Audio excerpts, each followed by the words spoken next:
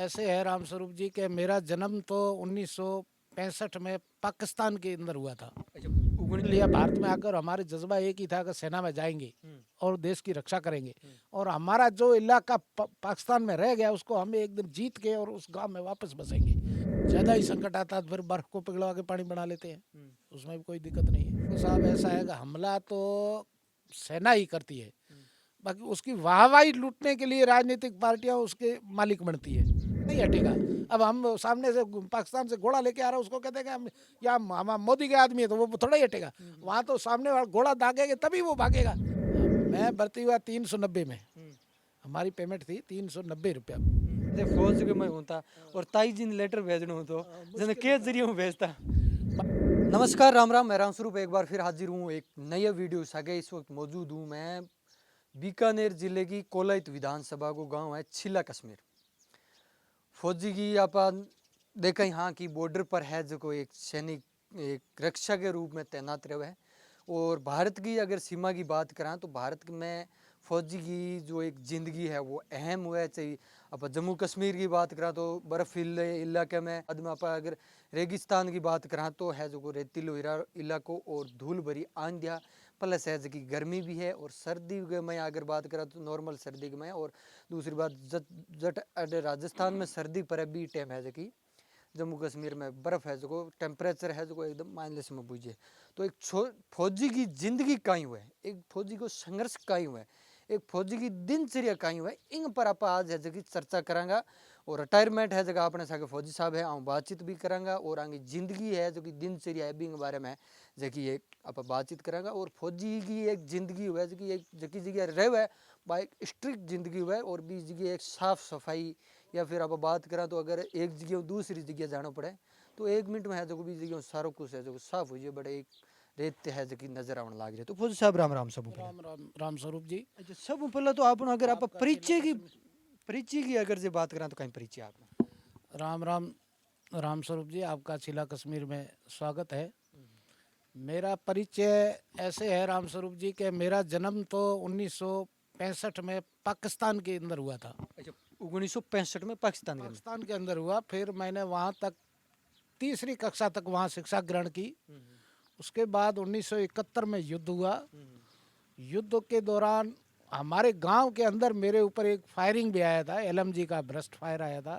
उस फायर में भी हमारी करणी माँ की दया से कोई मेरे कैजुअलिटी नहीं हुई। तो उस तरह फिर हम वहाँ से सारे हिंदू निकल गए, वहाँ से भारत में प्रवेश किया।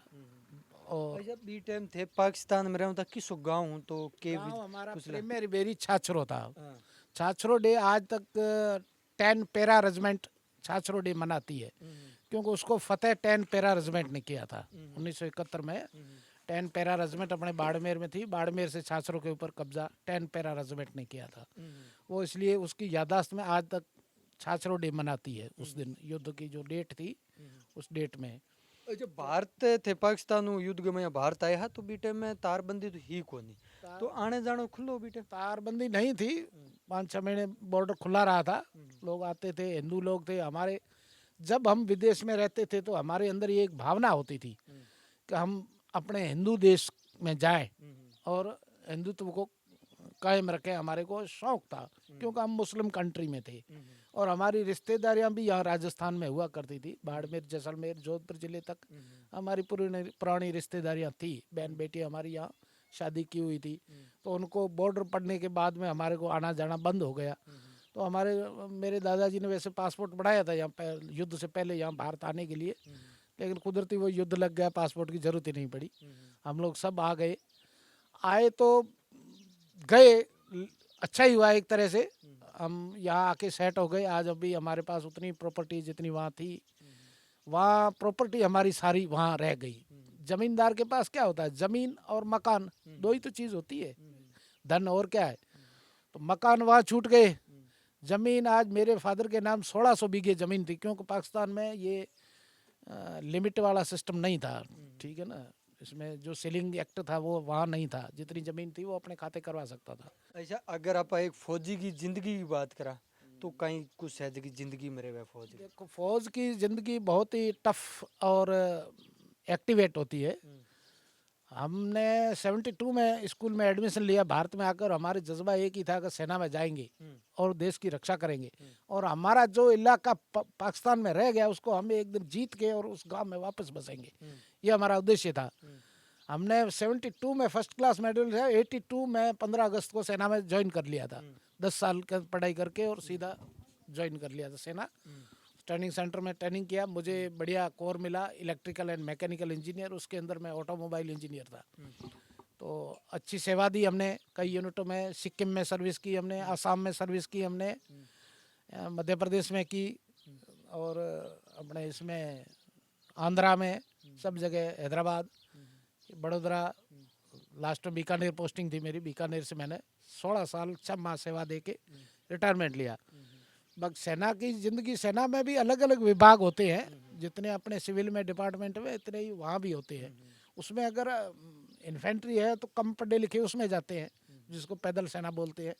ज़्यादा पढ़े लिखे तो पढ़े लिखे के लिए भी अच्छी, मतलब ट्रेड्समैन है, बढ़िया ट्रेड मिलते हैं। टेलीकम्युनिकेशन है, इलेक्ट्रिशियन है, व्हीकल मैकेनिक है, या इसमें मेडिकल कोर में चले जाते हैं, नर्सिंग असिस्टेंट है, डॉक्टर बन जाते हैं।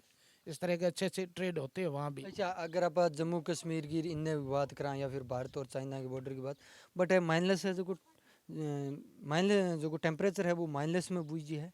तो सर्दी की अगर आप बात करां तो बट पानी की क्या व्यवस्था करनी पड़े, क्योंकि माइनस में जाए बाद में तो पानी जम जी है। पानी गाड़ियों द्वारा सप्लाई होता है वहाँ पे। झीलें भी भरी हुई पड़ी रहती है वहाँ पानी की। और ज़्यादा ही संकट आता है तो फिर बर्फ़ को पिघलवा के पानी बना लेते हैं, उसमें भी कोई दिक्कत नहीं है। ठीक है ना, झरने चलते रहते हैं पहाड़ों में। बाकी टेम्परेचर तो माइनस में जाता है, ऑक्सीजन भी नहीं होती है। सिक्किम में हम थे चाइना बॉर्डर पे, कंचनजंगा के पास। तो वहाँ से हमारे जहाँ लोकेशन थी हमारी, वहाँ से कंचनजंगा सामने दिखाई देती थी। ठीक है ना, तो वहाँ पे माइनस टेम्परेचर रहता था।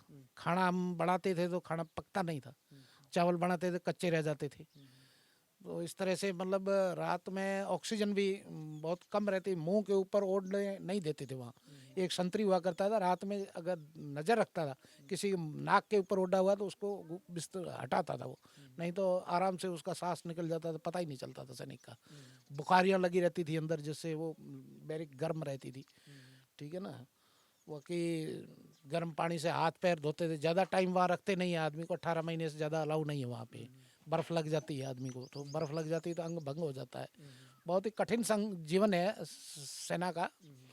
लोग बैठे बैठे यहाँ सोचते हैं कि चलो यार फौजी क्या करता है, वहाँ भी ऐसे ही सोते होंगे, काम तो कुछ है नहीं, लड़ाई तो होती नहीं। अरे लड़ाई नहीं होती तो क्या हुआ, और भी एक्टिविटीज़ बहुत होती है ना।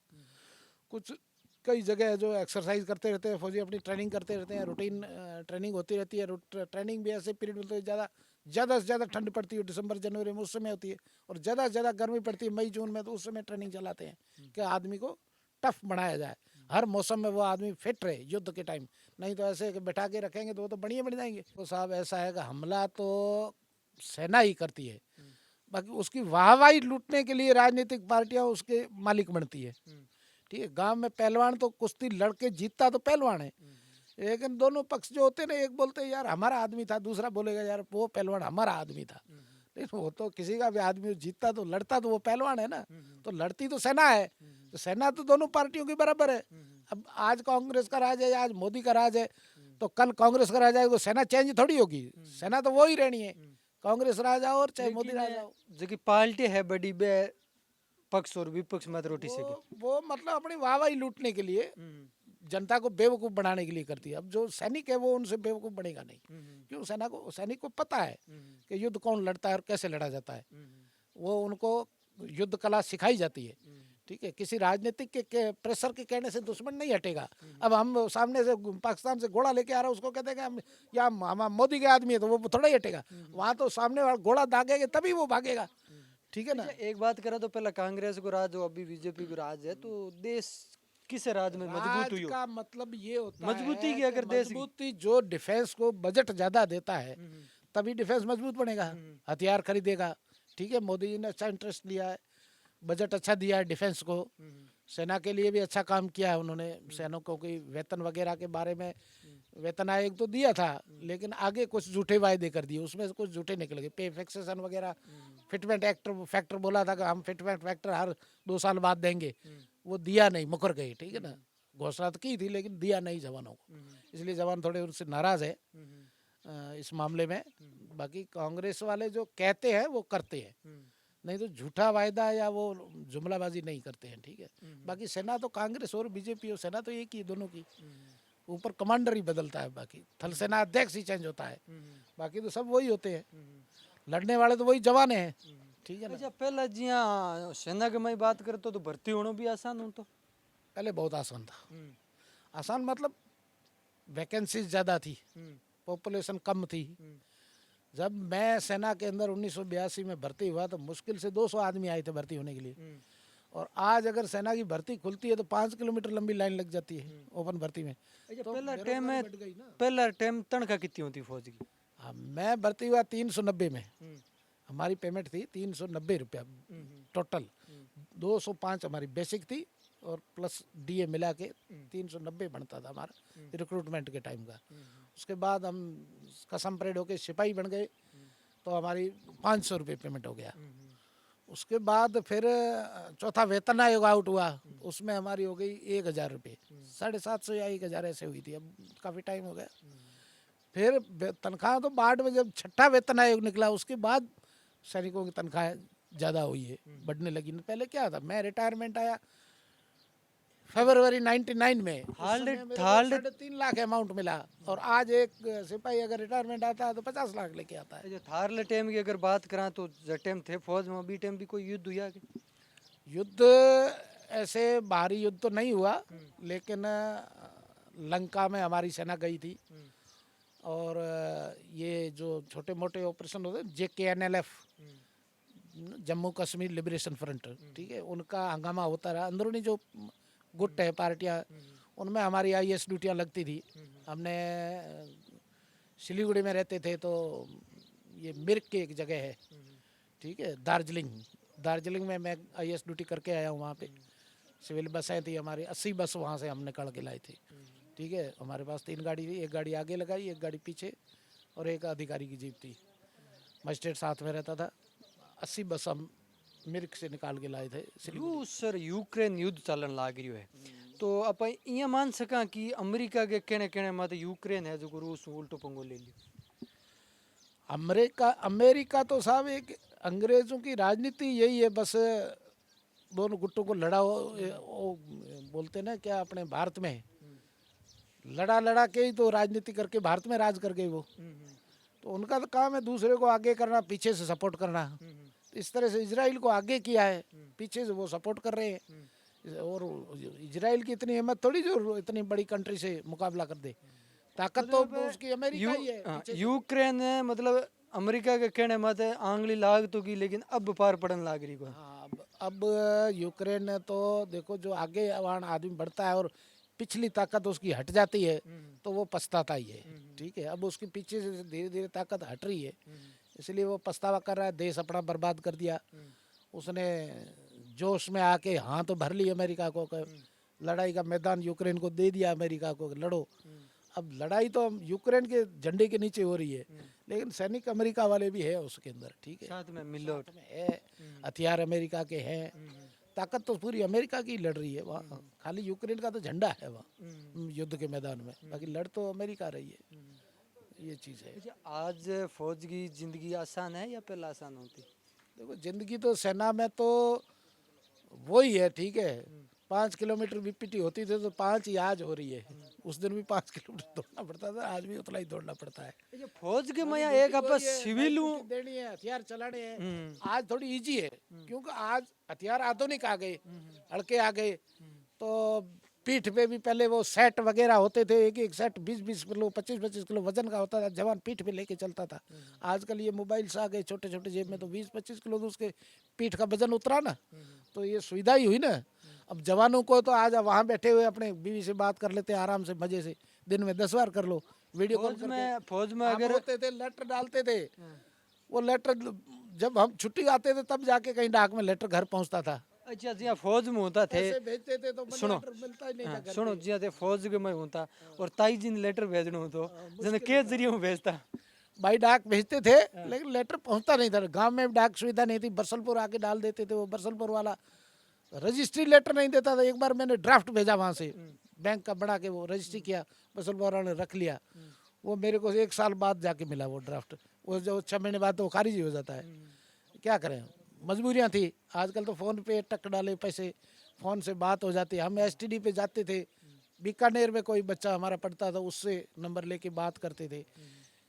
छुट्टी काट के कोई अलवर वाला आता था तो हम बाड़मेर वाला उसको जाता था, यार अपने समाचार पूछ के आते हैं गांव के। अब तो वो तो अलवर का है, तो बाड़मेर का क्या समाचार देगा यार। लेकिन प्रेम होता था, अपने स्टेट का है, इतना होता था। ठीक है ना।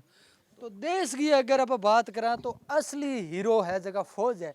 फिल्म में आप बहुत कुछ देखने लग रहा, फिल्म में है जगह कंप्यूटराइज है, जगह एडिटिंग कर है, जगह हीरो है जगह देखने लग रहा। लेकिन असली अगर आप जमीनी स्तर की बात करा तो असली हीरो है जगह देश का फौज ही है, सैनिक है, फौज है। तो थारी के कुछ राय है वह कमेंट सेक्शन में कमेंट करके जरूर बताइए। मिलते हैं नेक्स्ट जगह, तब तक के लिए धन्यवाद। जय हिंद।